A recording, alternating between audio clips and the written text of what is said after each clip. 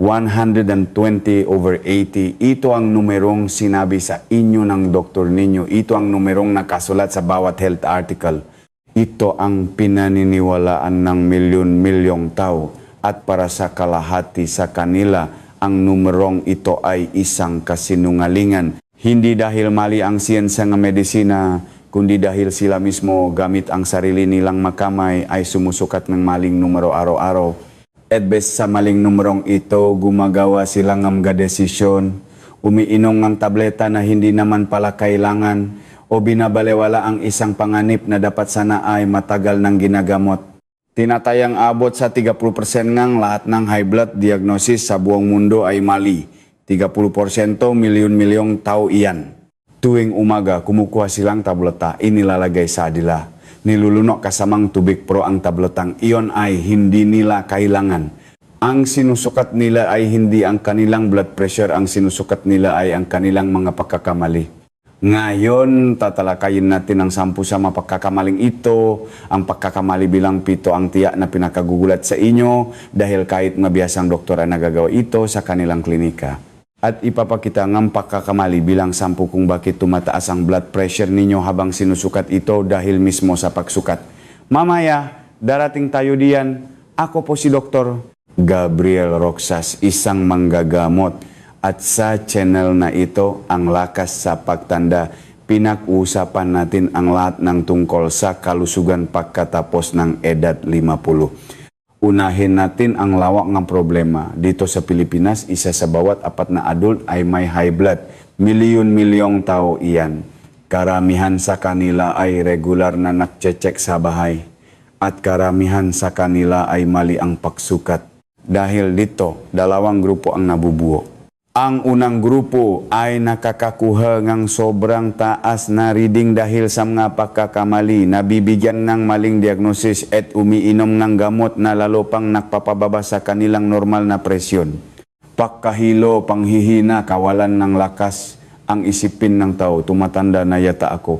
Pero ang totoo, ginagamot lang siya para sa isang sakit na wala naman siya. Ang pangalawang grupo naman ay nakakakuha ang mababang reading, nakakakita ang magagandang numero, napapanatag ang loob habang nabubuhay ng may ticking time bomb sa kanilang maugat ng hindi nila nalalaman. Ang isang blood pressure monitor ay isang napakagandang aparato, pero tulad ng isang mamahaling biolin sa kamay ng isang taong hindi marunong humawa ng bow, may lumalabas na tunog pero hindi ito musika. Nakakakuha kayo ng numero pero hindi ang katotohanan. Simulan na natin. Unang pagkakamali. Kakagaling nyo lang sa paglalakad, kakatapos lang magkape o may kinainisan kayo saglit at sumukat agad kayo. Ang numero sa display ay nakakagulat. Sumukat kayo ulit. Mas lalo pang tumaas, nakpanyits na kayo. Pero sana iba ang lahat kung nahintay lang kayo ng 10 minuto. Ano ang nangyayari sa katawan kapag gumagalaw kayo, umiinom ng kape o stress? Ang adrenal glands ninyo ay naglalabas ng adrenaline at cortisol. Agad-agad pinapasikip ng hormone na ito ang maliliit na ugat sa buong katawan. Mas malakas ang pagbombang puso.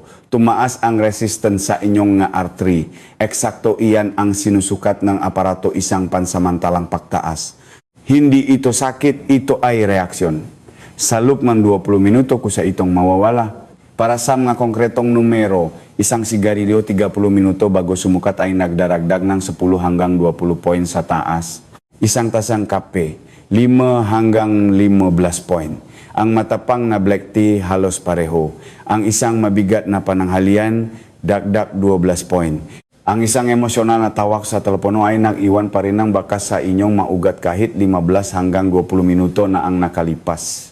At ito ang isang bagay na halos walang nakakaalam. Ang eye drop para sa pamumulang mata na nabibili over the counter sa mga botika ay madalas may sangkap na nagpapasikip ng ugat. Nagpatak kayo sa mata sa umaga, sumukat pagkalipas ng 1 oras at makakakuha kayo ng dakdak 8 hanggang 10 points mula sa wala. Ganun din sa mga nasal spray para sa baradong ilong. Ginagamot ninyo ang lining ng ilong, pero ang epekto ay systemic, buong katawan ay nagre-react. Ang BP monitor ay magpapakita ng isang hypertensive spike o pagtalon ng presyon sa critical na level kahit ang toto ay sinisipon lang kayo. Unang tuntunin, 30 minuto bago sumukat, walang kape, walang saa, walang kainan, walang paninigarilyo. 5 minuto bago sumukat, umupo ng tahimik, nakasandal sa upuan, nga paa ay nakalapat sa sahig. Huwag tumingin sa cellphone, huwag makbasa, umupo lang, hayaan ninyong bumalik sa resting state ang inyong nga ugat. Saka palang ilagay ang cuff. Alam ko marami sa inyo ang nag-isip, common sense naman yan, alam ko na yan. Ang pagkaalam ay isang bagay, ang paggawa ay iba.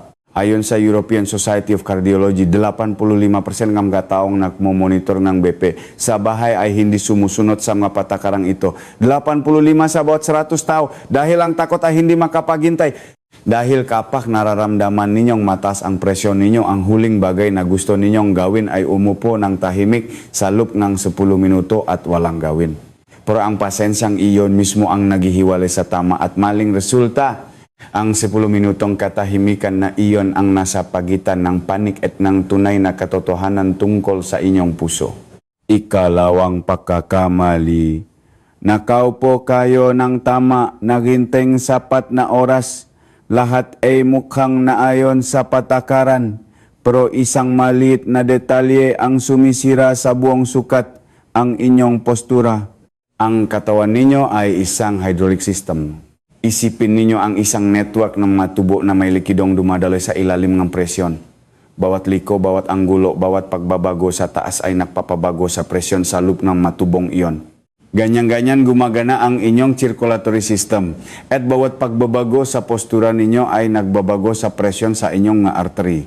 Ang nakakrus na binti, automatiko ninyo itong ginagawa. Upo kayo, ipapatong ang kanang binti sa kaliwa, isang habit, isang pag-aral mula sa Erasmus University sa Rotterdam ay nagpakita. Ang nakakrus na binti habang sumusukat ay nagpapataas sa numerong nasa taas systolic na 7 hanggang 8 points at sa baba diastolic ng 3 hanggang 4 points.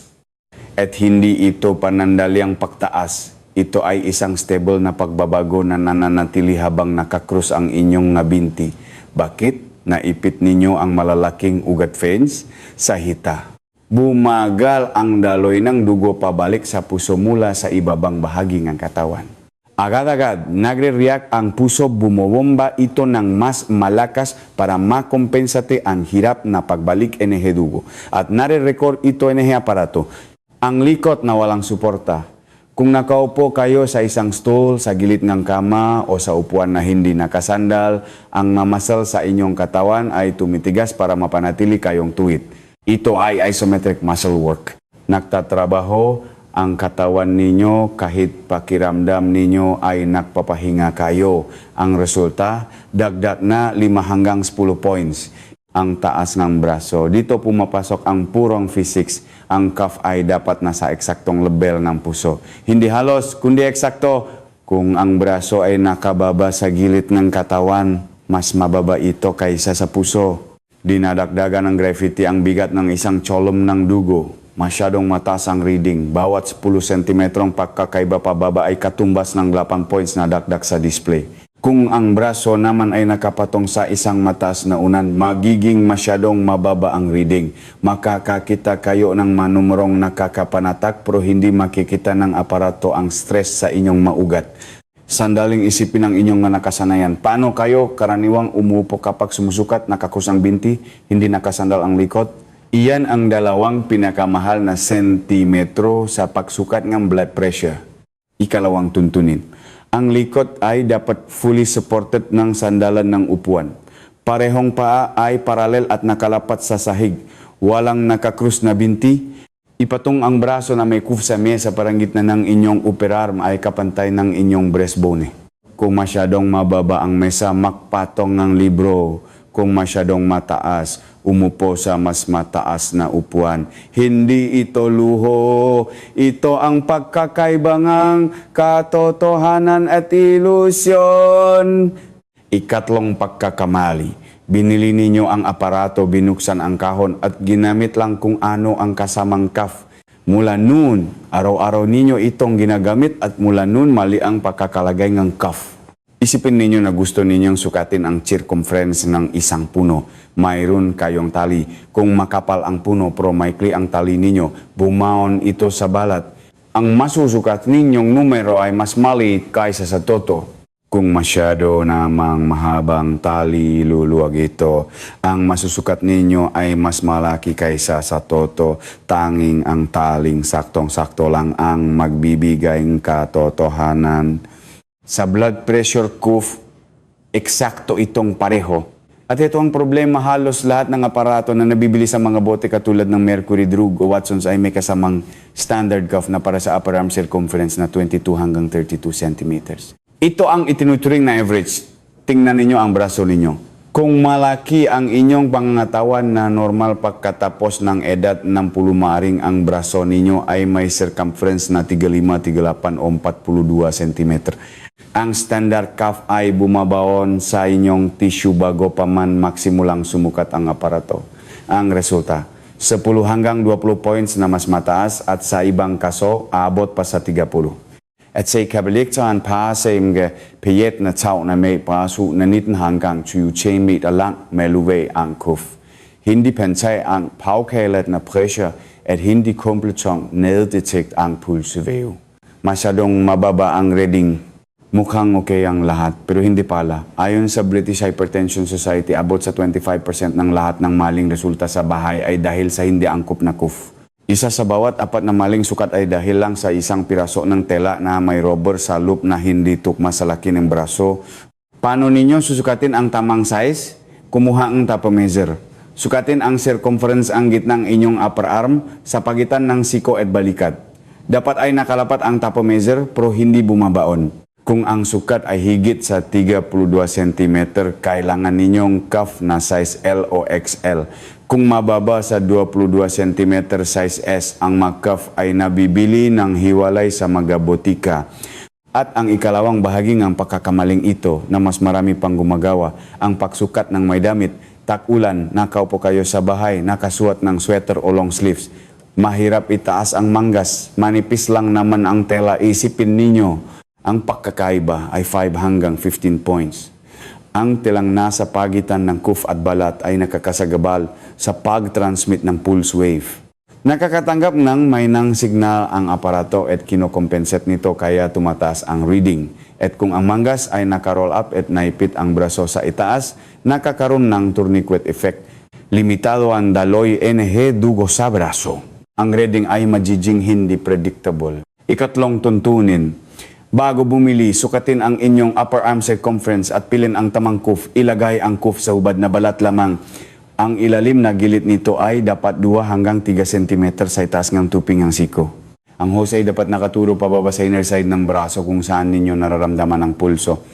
At isang praktikal na paalala, ang validated na aparato o yung sinuri na para sa akurasi ng mga organisasyon tulad ng Philippine Heart Association ay may karampatang seal. Bago kayo bumiling bagong aparato, maglaan ng 3 minuto para i-check online. Ito ang maaring maging pagkakaiba ng maasan at hindi maasang nga sukat. Ika-4 na pagkakamali, nahintay kayo, umupo ng tama, inilagay ang tamang cuff, ipinakita na aparato, 147, isinulat ninyo, tapos. Naisip niyo na ba kung bakit sa pangalawang pagsukat ay iba ang numero kahit hindi naman kayo gumalaw? Hindi dahil sira ang aparato, kundi dahil ang isang sukat lang ay walang statistical na kabuluhan. Isipin ninyo na gusto ninyong malaman ang average temperature ng inyong siyudad. Lalabas kayo isang beses, Martes ng 12 ng tanghali, isusulat ang 26 degrees at idedeklara iyon bilang annual average. Mukhang katawa-tawa pero iyan mismo ang ginagawang karamihan sa kanilang blood pressure. Ang presyon ninyo ay nagbabago bawat minuto. Nagre-react ito sa isang lagok ng tubig, sa isang iniisip, sa alaalang isang hindi pa nababayarang bill. Sa pagitan ng dalawang tibok ng puso, makaiba ang presyon sa artery. Sa systole pag-contract ng puso, mas mataas ito. Sa diastole relaxation phase, mas mababa, kaya nga may 2 numero sa display. Ang isang sukat ay isang snapshot, isang litrato ng isang segundo. Wala itong sinasabi tungkol sa buong araw. Ano ang sinasabi nga international protocol? 3 sukat na may 1 minutong pagitan bawat isa. Ang unang sukat itapon. Huwag isulat, huwag ay analyze, huwag magpanik. Halos palaging matas ito dahil ang paglalagay ng cuff, ang paghihinti, ang bahagyang kaba, lahat yan ay nakakaapekto sa unang sukat. Mula sa pangalawa at pangatlong sukat, kunin ang average. Yan ang inyong tunay na resulta. Mas mababa sa 12% ng mga taong nagche-check ng BP sa bahayang gumagawa ng higit sa isang sukat. Ang natitirang 88% ay naniniwala sa unang numero na parang ebanghelyo. Base sa isang numerong iyon, tinataasan ang dosis ng gamot, dinadagdagan isa pang gamot o binabalewala ang alarma. Ika pa natuntunin, 3 sukat, 1 minutong pahinga sa pagitan, itapon ang una, kunin ang average ng pangalawa at pangatlo at iyon ang isulat sa inyong logbook. Ika-5 pagkakamali, nakaupo kayo ng tama, nakaposisyon ng mayos ang chaff, umaandar ang aparato. At biglang may nagtanong sa kwarto, nainom mo ba yung gamot mo kaninang umaga? O kayo mismo ang nagsimulang makwento tungkol sa huling pagpunta ninyo sa doktor. Isang normal na usapan, walang dramatic. Pero ang resulta sa display ay wala ng silbi. Ang pasasalita ay muscle word. Kapag nasa salita kayo, nakokontrak ang muscle ng inyong diaphragm, nangatadyang nalamunan dila at labi. Nagbabago ang rhythm inyong pahinga. Kung emosyonal ang usapan, sasali pa ang nervous system. Ang boses, magalaw, tensyon, lahat yan ay lumilikang isang wave ng muscle tension na nagpapataas sa reading ng 10 hanggang 17 points. Hindi 2 o 3, 10 hanggang 17. Isang research group sa University of Milan ang nagpatunay nito. Ang isang grupo ay tahimik habang sinusukat, ang isa naman ay sumasagot ng masimpleng tanong. Ang pagkakaiba ay consistent at malaki. At heto ang nakakagulat, kahit ang malakas na pagbilang ng 1, 2, 3, 4 ay nagdulot ng stable na pagtaas ng 6 hanggang 8 points. Ang simpleng akto ng pagsasalita, ang vibration ng vocal cords, ang counting tensyon, sapat na iyon. Kaya sinasabi ko, ang mga pagkakamaling ito ay ginagawa kahit ng mga medical staff sa mga klinika, hindi dahil sa kapabayaan, kundi dahil sa pagiging tao. Kinakausap ng nurse ang pasyente, pinapakalma siya, bumubuong koneksyon. Bawat salita habang sumusukat ay nananakaw and accuracy. Ika-5 tuntunin, habang sumusukat, absoluto dapat ang katahimikan. Huwag magsalita, huwag makinig sa anumang magdudulot ng emosyonal na reaksyon, huwag tumango, huwag kumumpas. Kung may tanong ang doktor habang sumusukat, sumanyas lang na sasagutin ninyo ito pagkatapos. Karapatan ninyo iyon, numero ninyo iyon, tandaan ninyo ang isang pangungusap para sa klinika. Dok, pwede po bang manahimik muna ako habang kinukunan akong BP? Walang doktor na tatanggi diyan. At ang isang pangungusap na iyon ay maaring maging pagkakaibangan tama at maling resulta. Noong huli kayong nagpakuha ng BP sa doktor, nagsalita ba kayo? Mag-comment sa ibaba o hindi. At kung hindi pa kayo nakasubscribe sa channel na ito, ngayon na ang tamang panahon. Ang maganitong kaalaman na hindi ipinapaliwanag sa inyo sa klinika ay regular ninyong mahahanap dito. Ika-6 na pagkakamali. Umaga, kagigising ninyo lang. Unang naisip, sukatin ang blood pressure. Inirekomenda itong doktor. Bumangon kayo, pumunta sa kusina, umupo, inilagay ang cuff. Lahat tama.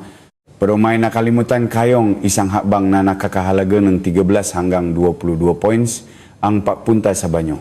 Ang isang punong pantok ay nakpapataas ng blood pressure. Nasusukat, paulit-ulit na nangyayari. At malaki ang epekto. May 2 yugto ang mekanismo. Unang yugto, mechanical. Ang punong pantok ay lumalaki at naipit ang mga kapalakit na struktura. Direkta sa ibabaw nito ay dumadaan ang abdominal aorta, ang pangunahing artery na nakdadala ng dugo mula sa puso papunta sa ibabang bahagi ng katawan.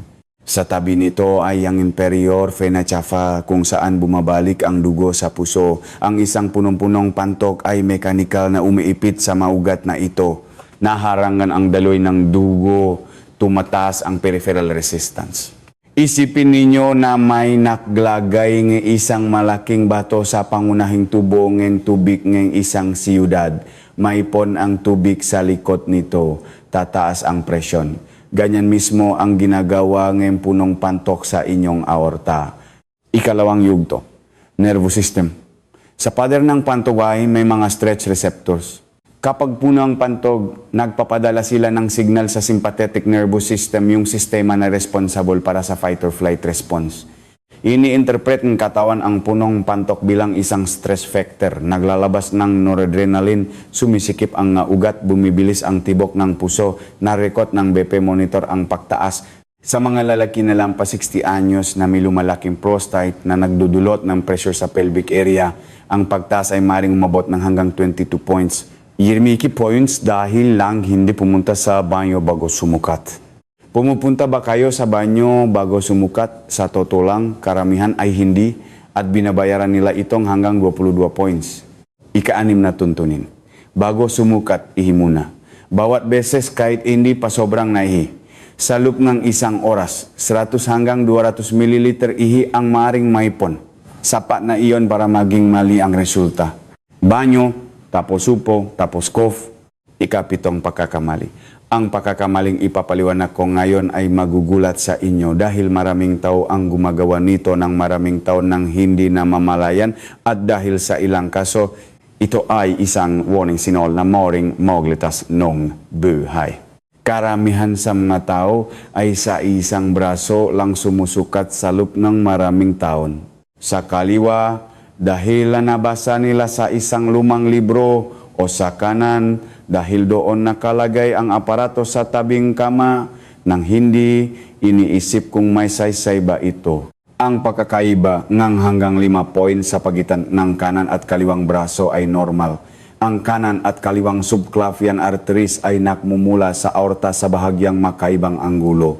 Maring magkaiba rin ang muscle mass ng dalawang braso lalo na sa mga right-handed. Nagdudulot ito ng konting asymmetry na walang ibig sabihin. Pero kung ang pagkakaiba ay palaging higit sa 10 points sa systolic, hindi na yun isang anatomical feature. Isa na itong diagnostic marker. Bakit ang dugo na dumadaloy mula sa puso papunta sa kanang braso ay dumadaan sa brachiocephalic trunk at sa right subclavian artery? Papunta sa kaliwang braso, direkta itong dumadaloy sa left subclavian artery na direktang galing sa aortic arch. Makaibang landas ito sa makaibang bahaging inyong vascular system.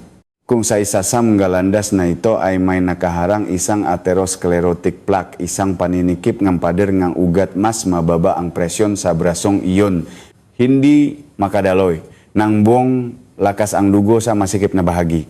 At heto ang nakakalito, ang braso na may mas mababa ang reading ay hindi ang mas malusog. Ito ang mas may sakit. Ang presyon nito ay hindi mababa dahil mayos ang mga ugat, mababa ito dahil may nakaharang sa ugat na nagpapahina sa presyon.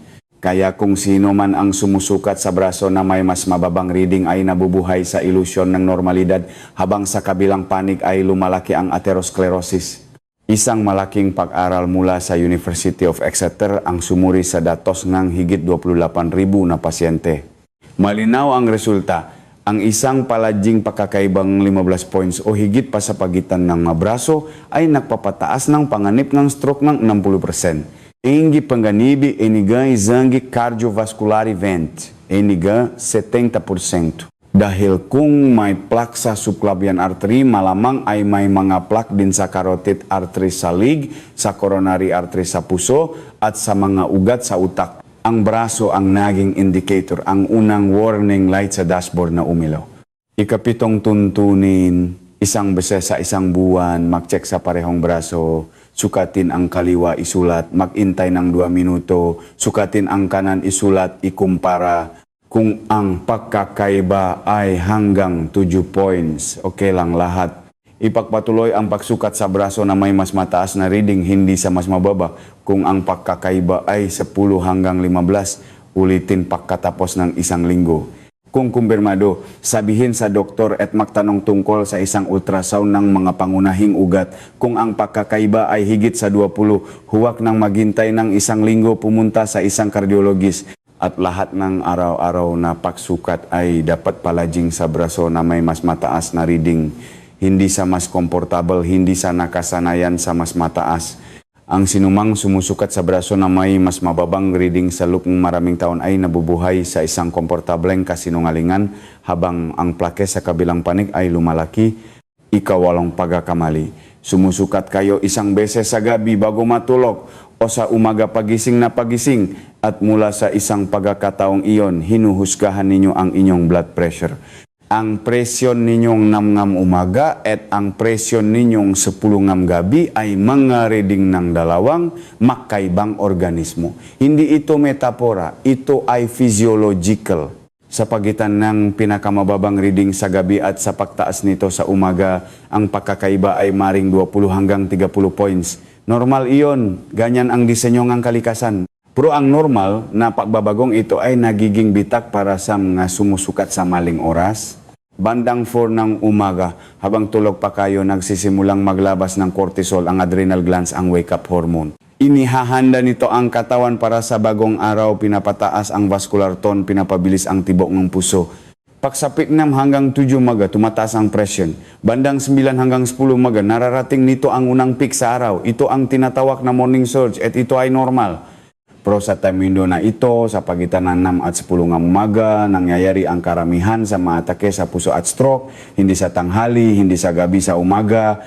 Kapag ang maugat ay hindi pa warm up, ang dugo ay mas malapot pagkatapos ng gabi at biglang tumataas ang presyon. Tulad itong isang malamig na makina na bigla mong araruhin, kakayanin niya kung buo siya. Pero kung may mahinang bahagi sa padang ugat, kung may naabang na plek, ang morning sudyo ang maaring maging huling pata. Ang sinumang sumusukat lang sa gabi ay hindi nakikita ang pinakadelikadong sandaling ito. Ang reading sa gabi ay relax at mababa at nagbibigay ng maling pakiramdam ng seguridad. Ang morning sirge na siyang pinakaimportante ay hindi natutukoy.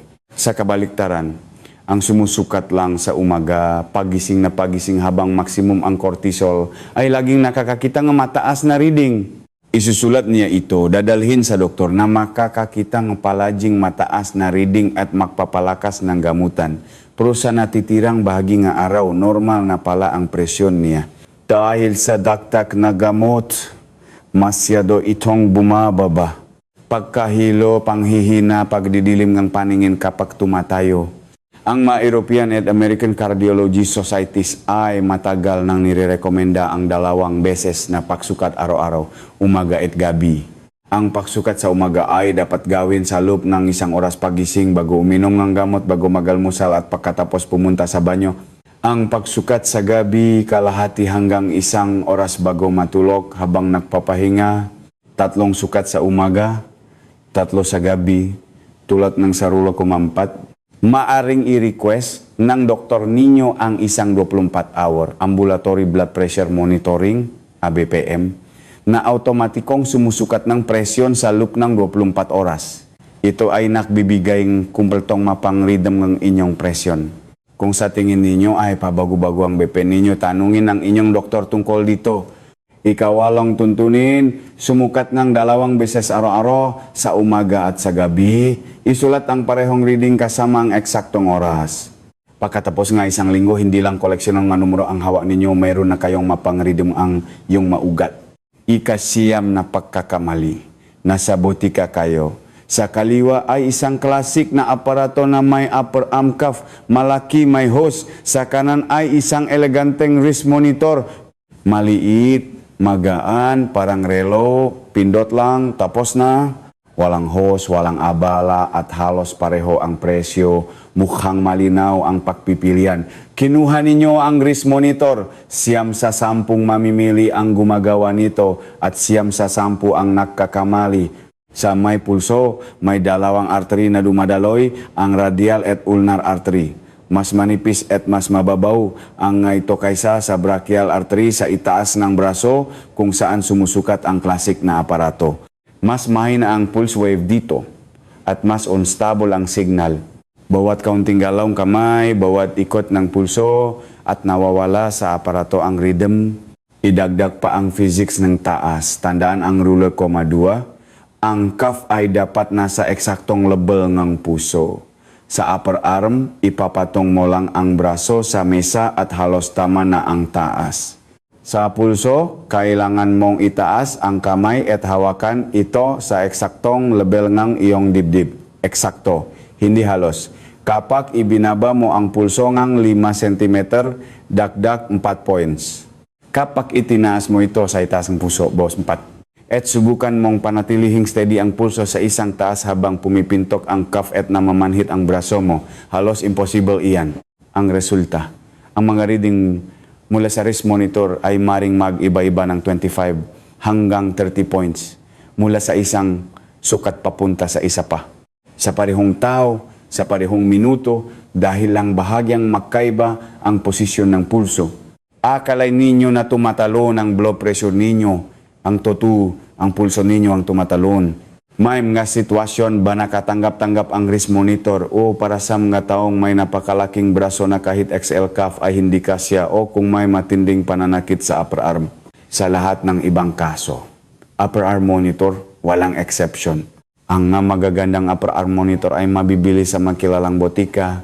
Ang wrist monitor kung gagamitin man ay para lang sa pagbiyahe kung masyadong malaki ang upper arm monitor. Sa bahay, palaging upper arm.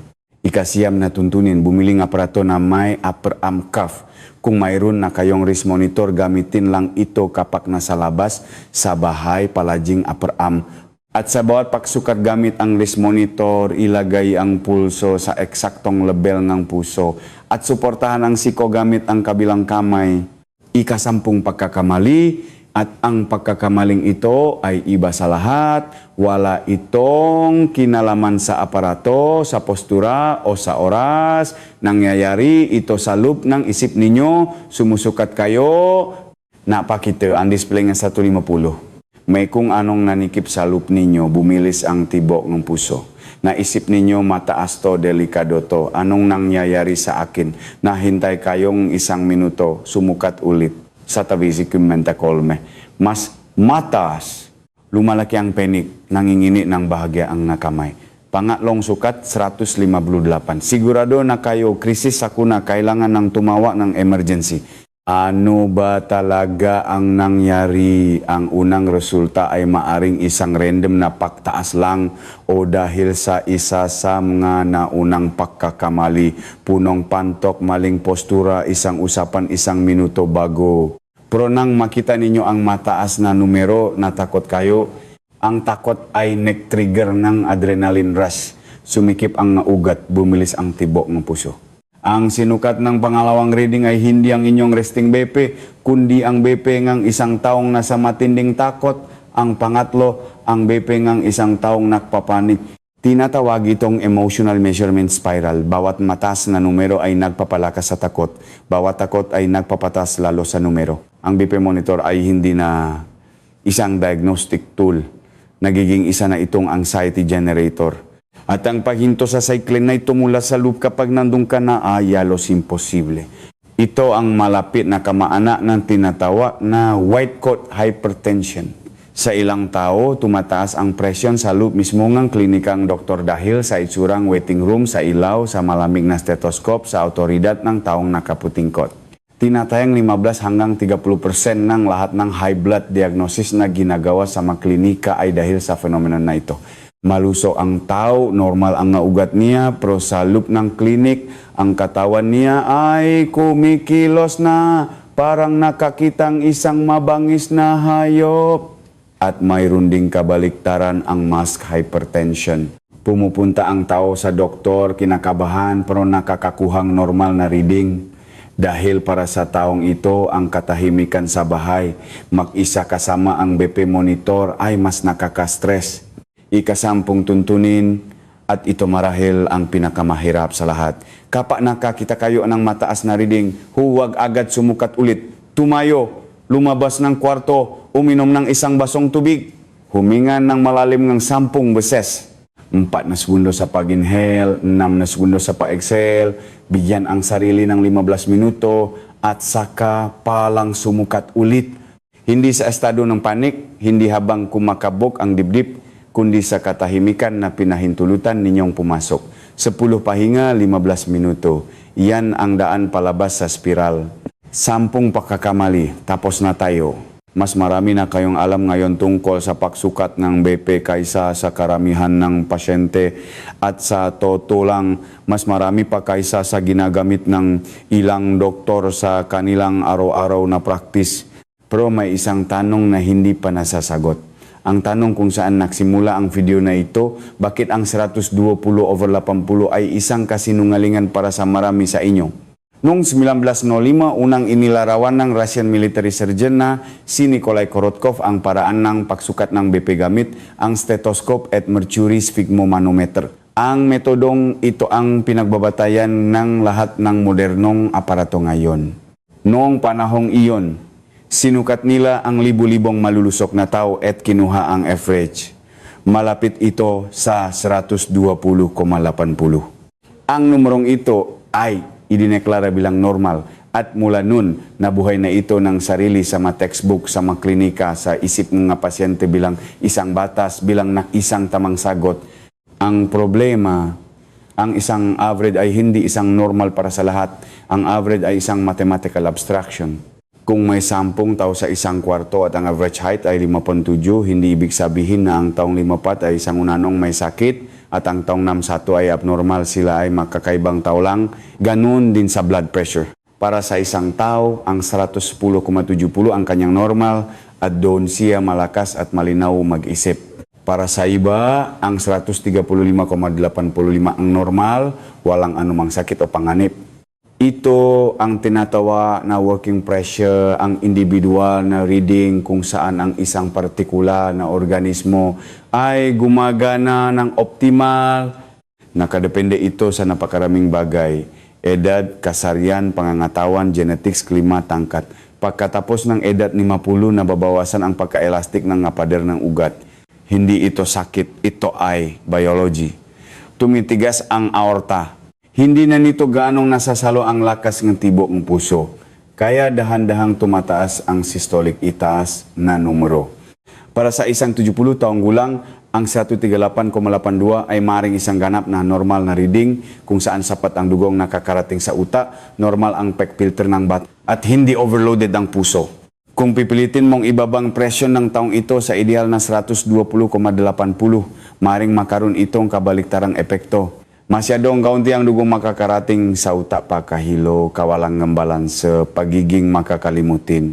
Ang mga bato na sanay sa isang partikular na presyon ay hihina ang trabaho. Ang pagpilit sa isang buhay na organismo na makasya sa isang average na numero ay maaring makasama kaysa makabuti. Ito mismo ang sinasabi ng mga cardiologist sa buong mundo sa mga nakarang taon. Ang mga European Cardiology Guidelines ay mayroon ng iba't ibang target BP para sa iba't ibang age group. Para sa mga pasyenteng higit 65, maraming protocol ang nagpapahintulot ng systolic na hanggang 140 at sa ibang kaso hanggang 150. Hindi bilang isang problema, kundi bilang isang katanggap-tanggap na range. Ano ang ibig sabihin nito para sa inyo? Una, huwag lang itanong sa doktor ninyo kung normal ba ang BP ninyo. Itanong, Dok, sa anong reading po ba ako maganda ang pakiramdam? Ibang tanong iyon at mas mahalaga. Pangalawa, kung sinabi ng doktor na taasan ang gamot dahil mataas ang BP, itanong, base po saan? Sa isang sukat lang ba sa klinika o sa isang BP diary na ginawa ninyo sa loob ng 2 linggo? Hindi ito kawalan ng tiwala sa doktor, ito ay pagiging isang informed patient. Walang doktor ang makakapagsabi ng tunay ninyong BP sa isang sukat lang sa klinika. Tanging ang inyong masusing talaan ang makakapagpakita nito. Pangatlo, mag-maintain ng isang blood pressure diary. Isang simpleng notebook at ballpen, 2 kolum umaga at gabi. Isulat ang average ng huling 2 sukat, ang oras at isang salita tungkol sa pakiramdam. Pagkatapos ng 2 o 3 linggo, makikita ninyo ang inyong sariling pattern. Ito ang inyong working pressure, ang inyong personal normal. Ipakita ang diary na ito sa inyong doktor. Pumili ng aparatong tama para sa inyo, isang tube na kasya sa braso ninyo, sumukat sa tamang oras, ites ang parehong braso, sumukat ng 3 beses at kunin ang average. Manatiling kalmado kung mataas ang numero. Hindi ito nga mamahaling hakbang, pero ito ang 10 gawin na magiging pagkakaibang isang aparatong nagdudulot ng takot at isang aparatong mapagkakatiwalaan ninyo. Kailan dapat pumunta agad sa doktor? Kung ang BP ay paulit-ulit na lampas 180, anumang oras nga araw. Kung ang pagkakaibang dalawang braso ay palaging higit sa 20 point. Kung ang reading sa umaga ay regular na lampas 160, kahit tama ang pagsukat. Kung nakakaranas ngang pagdidilim ng paningin o pagkahilo sa tuwing biglang tatayo, maaring senyales ito ngang sobrang dosis ng gamot. Kung umiinom kayong gamot at ang reading ninyo sa bahay ay laging normal, pero pakiramdam ninyo ay mahina kayo, nahihilo o laging pagod, kailangan ay adjust ang dosis. Isang gawain para sa gabing ito, sukatin ang inyong blood pressure ng tama, 10 minutong pahinga, tamang postura, walang laman ang pantog, 3 sukat, itapon ang una, isulat ang average. Baka ito ang unang beses na makikita ninyo ang tunay ninyong numero. Kung nakatulong ang video na ito, paki-like po. Mag-subscribe sa channel para hindi ninyo mamiss ang iba pang video tungkol sa kalusugan pagkatapos ang 50. At i-comment sa ibaba, simulan ko na at ibahagi kung aling pagkakamali ang nagagawa ninyo dati. Ako po si Dr. Gabriel Roxas. Hanggang sa muli.